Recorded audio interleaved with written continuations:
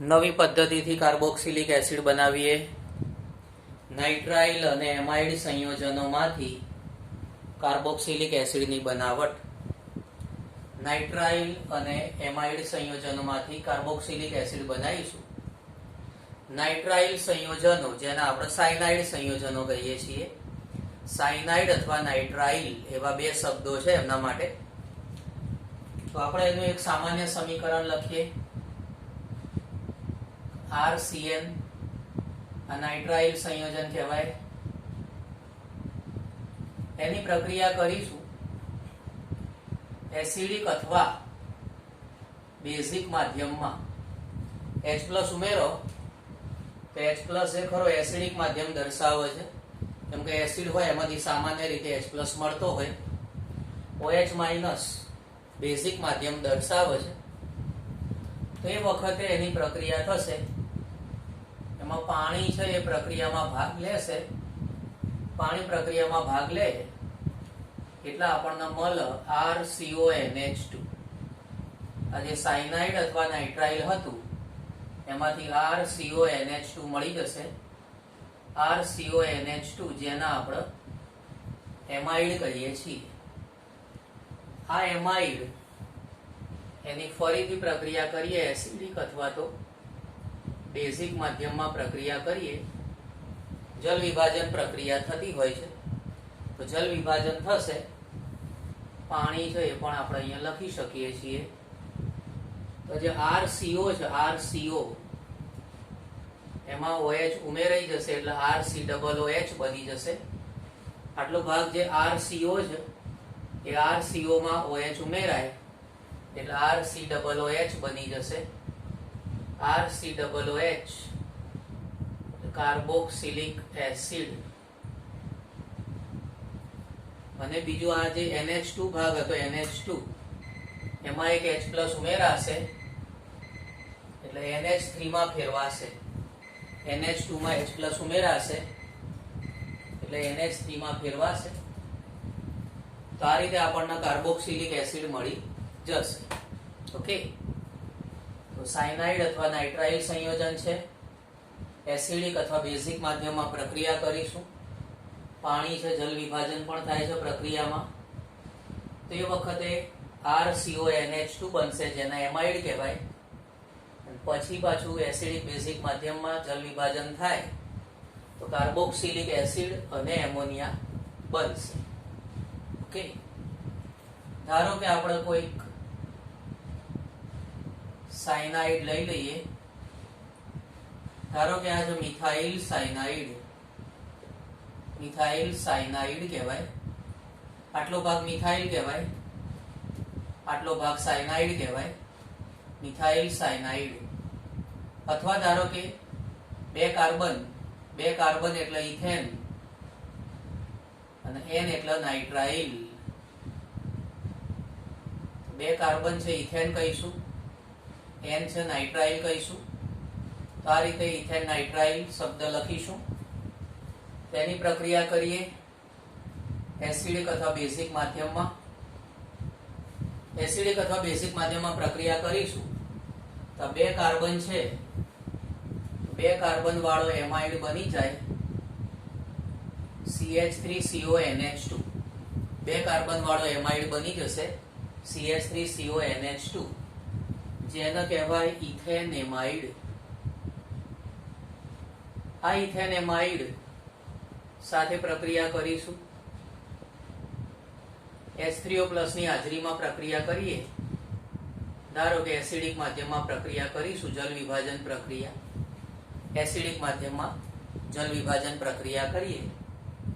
આજે બે CH3CO છે, CH3CO એમાંથી CH3COOH બની જશે અને એમોનિયા મળશે. CH3CO છે એમાંથી CH3COOH બની જાય એટલે કે એસિટિક એસિડ બની જશે. બીજો પદાર્થ બનશે એમોનિયા. ધારો કે બેન્ઝીન ઉપર સાયનાઇડ સમૂહ હોય. બેન્ઝીન ઉપર સાયનાઇડ, આનું નામ થાય બેન્ઝોનાઇટ્રાઇલ. બેન્ઝો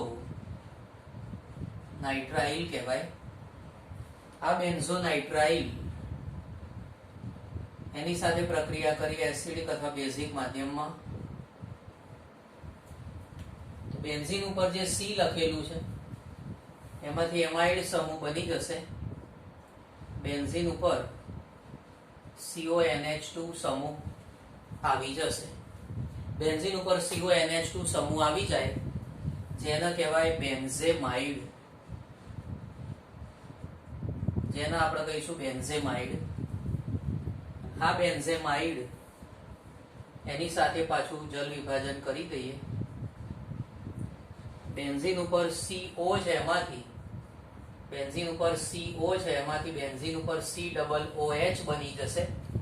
બેન્ઝીન ઉપર આ જે CO સમૂહ છે એમાંથી બેન્ઝીન ઉપર COOH સમૂહ બની જાય, વત્તા NH3 પ્રાપ્ત થશે. NH3 એટલે એમોનિયા. બેન્ઝીન ઉપર COOH જેને કહેવાય benzoic acid, benzoic acid.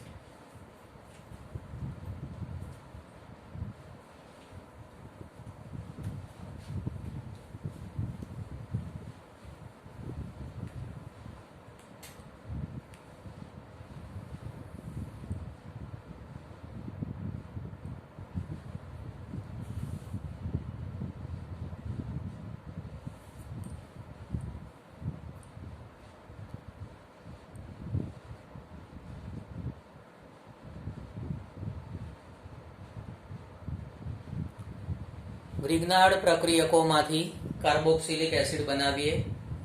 ગ્રિગ્નાર્ડ પ્રક્રિયકમાંથી carboxylic acid બનાવીએ. ગ્રિગ્નાર્ડ પ્રક્રિયક વિશે પહેલા પણ આપણે સમજાવેલું છે. ગ્રિગ્નાર્ડ પ્રક્રિયક છે RMgX, alkyl magnesium halide. Alkyl magnesium halide અથવા તો એરાઇલ મેગ્નેશિયમ હેલાઇડ એ ગ્રિગ્નાર્ડ પ્રક્રિયક તરીકે ઓળખાતા હોય છે. તો આ છે આલ્કાઇલ મેગ્નેશિયમ હેલાઇડ. ગ્રિગ્નાર્ડ પ્રક્રિયકની પ્રક્રિયા CO2 સાથે કરીશું. અહીંયા CO2 નું જે સ્વરૂપ છે એ ઘન સ્વરૂપમાં સૂકા બરફ સ્વરૂપે આપણે લઈશું. સૂકો બરફ આપણે લઈશું. એ વખતે પ્રક્રિયા થશે શુષ્ક ઈથરની હાજરીમાં. શુષ્ક ઈથરની હાજરીમાં પ્રક્રિયા થશે. તો એ વખતે આ જે કાર્બન છે એ R સાથે કનેક્ટ થઈ જશે. કાર્બન જે ખરો એ R સાથે જોડાશે. R સાથે આ કાર્બન જોડાશે. કાર્બન સાથે બે ઓક્સિજન છે એમાંથી એક ઓક્સિજન દ્વિબંધી જોડાશે, એક ઓક્સિજન એક બંધી જોડાશે. ઓકે, કાર્બન જે ખરો એ R સાથે કનેક્ટ થઈ ગયો. કાર્બન છે R સાથે જોડાઈ ગયો, બરાબર. અને જે બે ઓક્સિજન હતા કાર્બન સાથેના એમાંથી એક ઓક્સિજન દ્વિબંધી જોડાશે, બીજો ઓક્સિજન એક બંધી જોડાશે. તો આ ઓક્સિજન સાથે MgX જોડાશે. આ જે MgX ખરું એ આ ઓક્સિજન સાથે જોડાઈ જશે. તો એક મધ્યવર્તી સંયોજન બની ગયું. પછી મધ્યવર્તી સંયોજન એની પ્રક્રિયા એસિડિક માધ્યમમાં કરીશું જેને ખનિજ એસિડ પણ કહેવાય છે. ખનિજ એસિડની હાજરીમાં પ્રક્રિયા કરીશું તો આનું રૂપાંતર કાર્બોક્સિલિક એસિડમાં થઈ જશે. આ જે RCOO હતું, RCOO એમાંથી બની જશે RCOOH જેને આપણે કહીએ છીએ કાર્બોક્સિલિક એસિડ. બીજું બની જશે MgOHX. તો RCOOH બની ગયું, કાર્બોક્સિલિક એસિડ બની ગયું છે. તો આ રીતે આપણે કાર્બોક્સિલિક એસિડ બનાવવાનું થશે. દાખલા તરીકે આપણે એનું એક્ઝામ્પલ લઈએ. ધારો કે methyl magnesium chloride. Methyl magnesium chloride આપણે લઈએ છીએ. Methyl magnesium chloride. ઓકે, આ મિથાઇલ મેગ્નેશિયમ ક્લોરાઇડની પ્રક્રિયા CO2 સાથે કરીશું, સૂકા બરફ સાથે. તો સૂકા બરફ સાથે શુષ્ક ઇથરની હાજરીમાં પ્રક્રિયા થશે. તો મિથાઇલ સમૂહ સાથે આ કાર્બન કનેક્ટ કરવાનો છે. આ કાર્બન સાથે મિથાઇલ સમૂહ કનેક્ટ કરીશું. લખાશે આ રીતે CH3. મિથાઇલ સમૂહ સાથે આ CO2 નો કાર્બન કનેક્ટ કરવાનો. દ્વિબંધ આવશે, આ બાજુ એક બંધ આવશે. એક ઓક્સિજન દ્વિબંધથી મૂકવાનો, એક ઓક્સિજન એક બંધથી મૂકવાનો. એની સાથે MgCl જોડાશે. તો આ રીતે એક મધ્યવર્તી સંયોજન બની ગયું. અને પછી આ મધ્યવર્તી સંયોજન એની ખનિજ એસિડ સાથે પ્રક્રિયા કરીએ તો CH3COO છે, CH3COO એમાંથી બની જશે CH3COOH. આમાંથી બની જાય CH3COOH.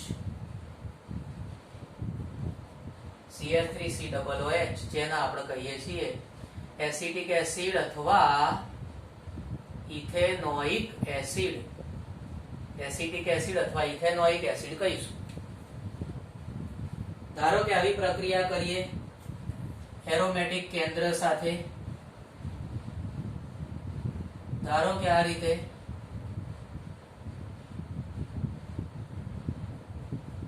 ફિનાઇલ મેગ્નેશિયમ ક્લોરાઇડ છે, ફિનાઇલ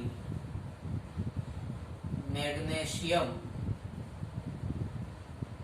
ક્લોરાઇડ સાથે પ્રક્રિયા કરી.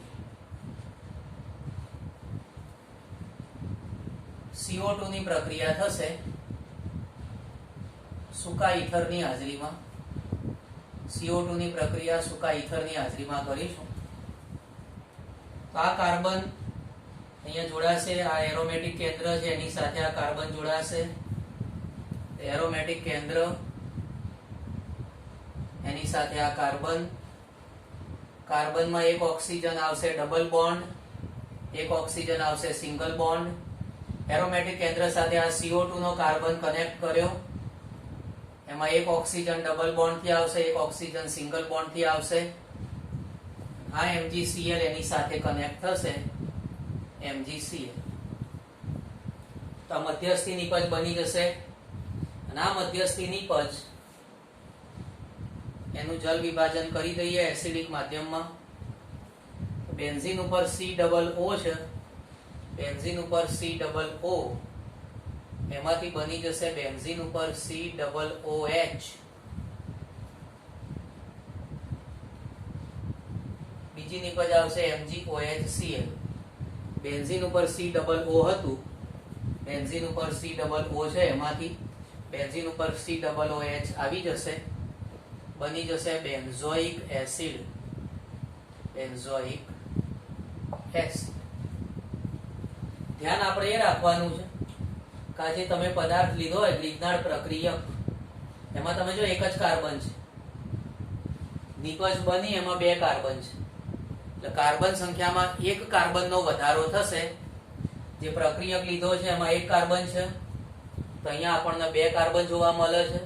એટલે કાર્બનની સંખ્યામાં એક કાર્બનનો વધારો થઈ કાર્બોક્સિલિક એસિડ બનશે.